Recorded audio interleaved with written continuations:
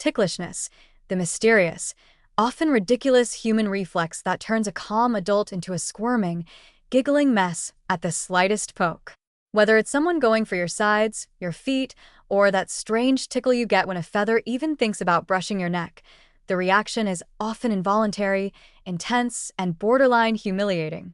And while we usually think of it as part of childhood roughhousing or some kind of sensory betrayal during a massage, being ticklish might actually be one of your body's most ancient neurological defense strategies, cleverly disguised in laughter and flailing limbs. Let's dive into the biology first. Ticklishness is generally categorized into two forms. There's nismesis, which is the light, crawling sensation you might get from a hair brushing your arm or an insect landing on your skin, mild and not usually laugh-inducing. Then there's gargalesis, the full-blown, laughter-filled tickle that's typically triggered by another person poking or prodding more forcefully, usually on the ribs, underarms, feet, or neck. These two reactions aren't just different levels of sensitivity. They're run by different pathways in the nervous system and serve very different purposes. Nismesis is thought to be a form of early warning system against threats like bugs or parasites. If a mosquito lands on you, that ultra-sensitive ticklishness acts like a tripwire, prompting you to swipe it away before it is time to do its annoying blood-sucking thing. It's the kind of reflex that's helped primates survive in environments filled with creepy crawly danger. The fact that you react to the suggestion of movement on your skin shows just how hyper-tuned the system is. It's about reacting fast, before your conscious brain even gets involved. Gargalesis, though, the full-blown, stop it I'm laughing so hard it hurts ticklishness, has a more complex evolutionary twist. Why would our bodies program us to be incapacitated by laughter when touched in vulnerable areas like the ribs or neck? That seems like a terrible idea in a survival situation. Unless, of course, it evolved not just to protect us from physical threats, but also to help us bond with each other. That's right, tickling may have served a social function as much as a defensive one.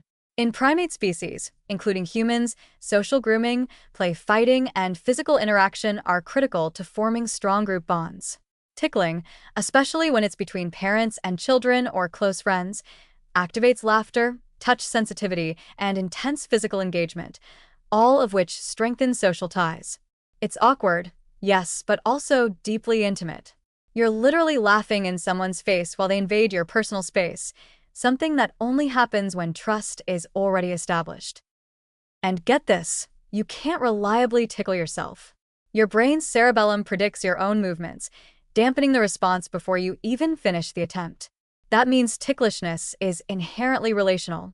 It's designed to respond to others, especially in play or bonding contexts, and especially in situations where the nervous system is primed for surprise. It's the ultimate you-had-to-be-there experience, and that social weirdness might be the point. It says, this person is close enough to touch me where I'm most vulnerable. And instead of attacking them, I'm laughing. Still, from a survival standpoint, the reflex makes a lot of sense. The areas where we're most ticklish, feet, neck, ribs, armpits, are also some of the most vulnerable parts of the body. Reacting quickly to touch there, whether through laughter, flinching, or twitching, may have originally been about protecting those areas. It's part of the same defense system that causes you to jump when startled or jerk your hand away from heat. Only this time, it comes with giggles. Of course, this quirky reflex can be annoying too, especially if you're extremely ticklish and no one in your life seems capable of resisting the temptation.